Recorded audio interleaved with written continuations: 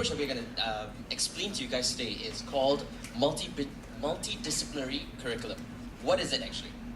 Anybody want to take a big guess as to what it is? Hands up, hands up. There's no right or wrong answer, don't worry. Guys. Okay, yep, at the back. Do you want to stand up? Oh.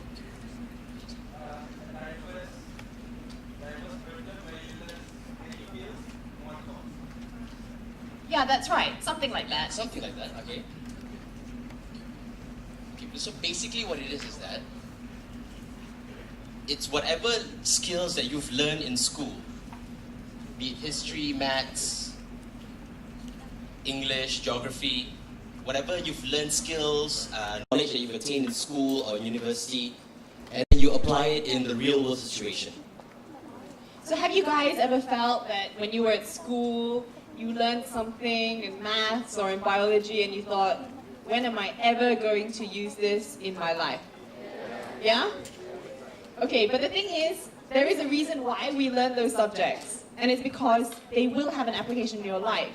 But who here also thinks that if you were taught how to apply those specific skills in a real world practical context in school, that it would be much more helpful? Okay, so we're in agreement.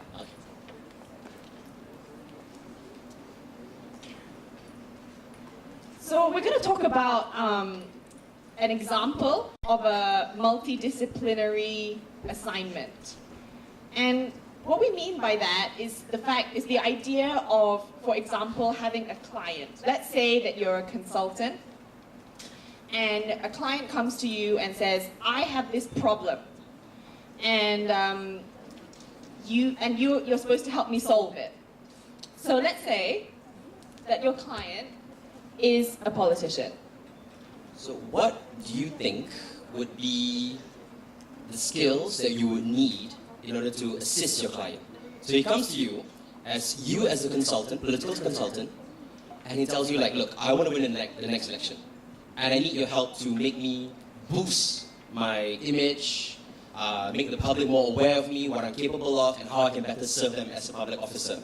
So what do you think would be the necessary skills or tools that this political consultant would need? Yeah, marketing is one of them. Another subject? Yep.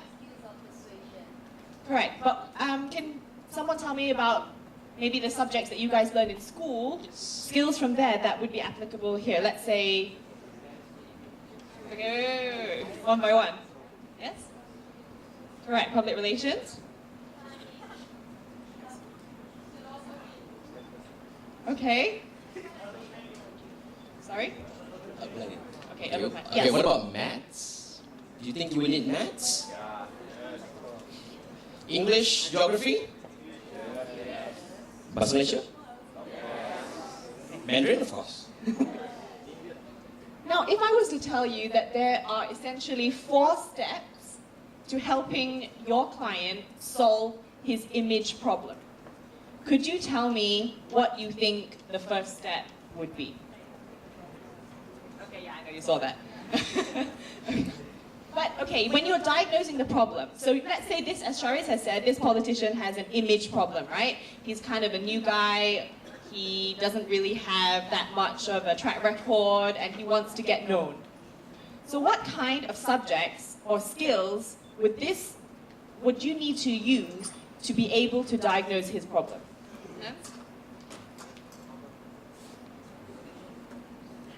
I mean, many of you have already mentioned. Correct. So if you have an image problem, then you have to do some research, right? You have to know how to use a computer. You have to know how to be able to know what exactly his problem is. Because if you don't know exactly what his problem is, how are you going to help to solve it? And for example, geography, you need to know your constituency. So for example, you're running for office in Kajang or Bangsa for that matter, so you need to know your demographics. What do the people in Bangsa want? What do they need? What's their problem? What's their issues? So geography would be one of them. Correct. And obviously you need to communicate with your client. You need him to tell you in detail what exactly his problem is, and that's where things like languages come in. And public relations, as somebody mentioned, very good. What do you think is the second step to helping your client solve this problem?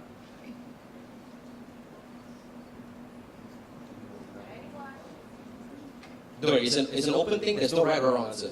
Just go for it. Yes. Strategy. Strategy. Yeah. So you identify the issue. So when you know what the problem is, so then what you need to do, you need to come up with solutions. Right. Strategy, So, exactly. actually, you got that bang on point. Okay, so when you're devising a strategy, you kind of need to know a lot of different fields, right? Because it's not good enough to say, oh, so my client's a politician and I studied political science at university, so I'm only going to use that knowledge that I learned in my political science undergraduate degree.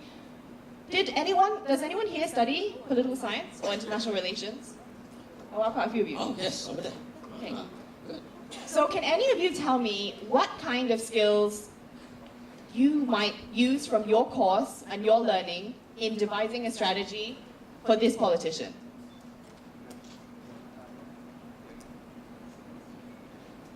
Yep. Sorry? Correct. Okay, any other skills, any other learning that you might be able to apply here?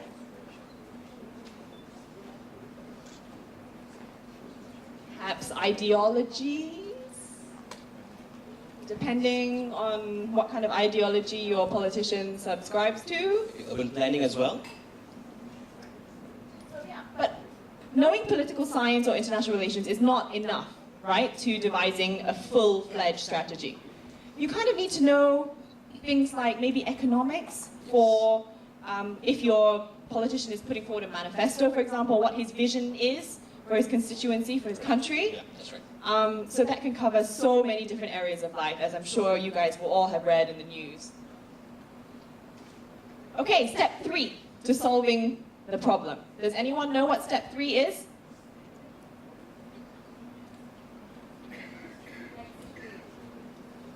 Execution. Yeah, that's all right. Yeah. That's true. That's true. Okay. Yeah, that's actually very good. Okay. Did you guys look at the slides? Yeah, did you guys Did you guys look at the slides? know this by magic? Really? Okay, but when you execute a strategy, it's really important to be able to have all hands on deck. And what that means is that you have knowledge from all different types of areas that you have actually used in the other steps, and be able to put them into motion. So, for example, you have your skills when you. Anybody law students here? Any law students? Students. Okay, that's good. So, in execution, before you can implement your strategy, you need to know the law. Okay, you can simply say, okay, for example, your problem is, one of the strategy is, your constituency needs more money. You don't have enough money. So obviously you can't go rob a bank because it's illegal. So that's where the skills of law comes in. Okay, so since you guys know all the answers, I'm just going to quickly go to the fourth and final stage, which is impact assessment or monitoring. And many people kind of forget this stage, right? Because they think, oh, I've already executed my strategy. Maybe it was really successful for my politician. Maybe he won the election. But actually, that's not where it ends. You must actually sit down and say, right, where did we go right? Where did we go wrong? What could we have done better? Because you know what, in the future, maybe he will come to you with another issue again that you might have to build on the skills that you've used. Maybe another client will come to you and you will be able to use the knowledge that you've gotten from your impact assessment to that new client's situation. So this is just one example of a multidisciplinary session. So as you can see, from the 4 steps, so like the first step, okay, you need maths, you need science. Step 2, like you guys said, public relations, strategizing, communication, negotiation. Step 3, law, science. Step 4, you would need programming, computer programmers, data collection.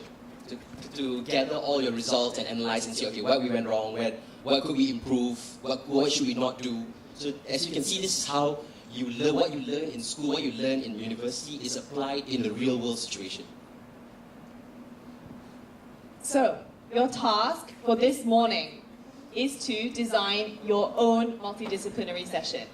And before you guys all start getting worried, I'm not expecting something as fancy as the drawing in the previous slide because you guys only have 30 minutes, right? But what I am expecting is for you in your groups, which I'm going to later assign in a minute, these are your clients. So within your groups, each university team is going to choose one client out of these 8 options, and you are going to design a multidisciplinary session. Bear with us. Sorry. Okay, while we get that out, I'll just continue explaining. So you're going to design your own multidisciplinary session based on the example that I just showed you. So the 4 steps of solving your client's problem. So you can design your own problem. So for example, if you are a organizer of a talent show, one problem that you might have is that you want to get your show on air, but you're facing some troubles. So then you work your way through the 4 steps, detailing the different kind of subjects and knowledge that you would need at each stage to make it work. As I said, I'm not expecting something crazily detailed, although if there are artists here, you know, feel free to go wild. But I just want something clear, and I want something that really shows your understanding of how real-world scenarios work and the different kind of skills that you're going to need. Each group is going to have maybe six university teams, which are going to be up on the next slide, and then each group will have at least one facilitator. So you have 30 minutes, as I said, to create your idea. We're going to provide to you mahjong paper and colored pens and all the drawing tools that you might need. And you're going to prepare that in your groups. You can sit anywhere in this room. You can sit on the floor. You could even actually sit outside on the floor if you would like. But don't go too far away because time is really, really short. Then once you have finished, once the 30 minutes is over, you will have about 3 minutes to present your multidisciplinary session to the rest of your group and to your facilitators. So it's not a competition. It's not the pitching competition. Yeah, it's not a competition. There's no right or wrong answers. What we just want you to do is just stretch your mind and just expand on your creativity. Work together as a team. You know, discuss what could be the issues involved and how you want to present it, and then, you know, just work together. That's a... Okay, well, it's not a competition, but if I see, or if Shariz and I see some ideas which are so totally revolutionary and stuff that we perhaps have never come across, yeah. We will let you know, and you might want to come to us to claim a prize later. Okay, so these are the groups. Can all the facilitators please come up here, lining 1 to 8. With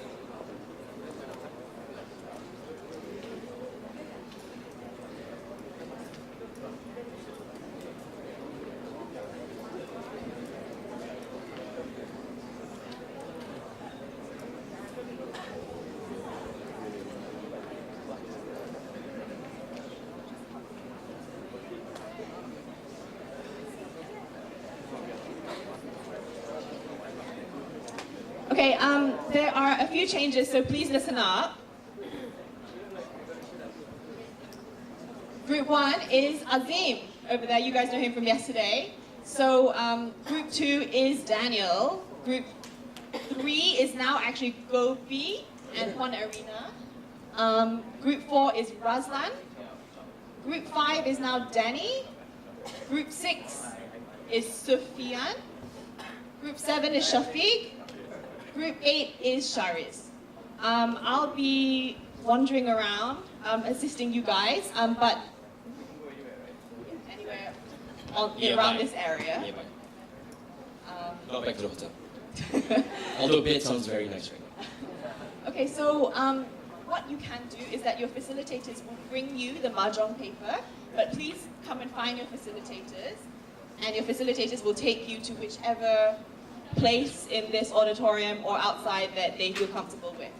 Everyone okay? Does anyone have any burning questions that they can't wait to ask me? Yes? You don't know.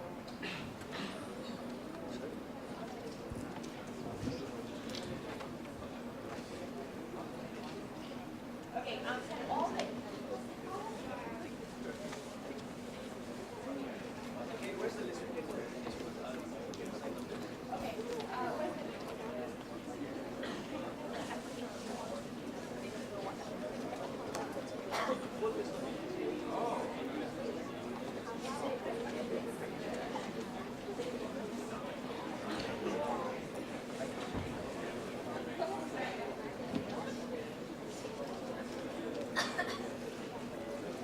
Anis? Oh, Savita? Anis or Savita?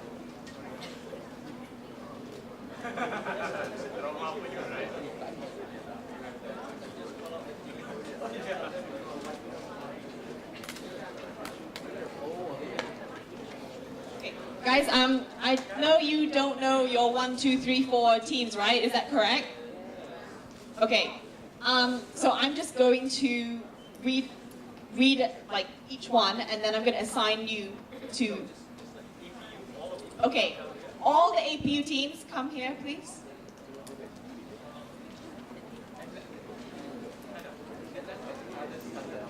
Yeah, if you're in another team and you do already know your facilitator, please go and find him or him, and then you can start off.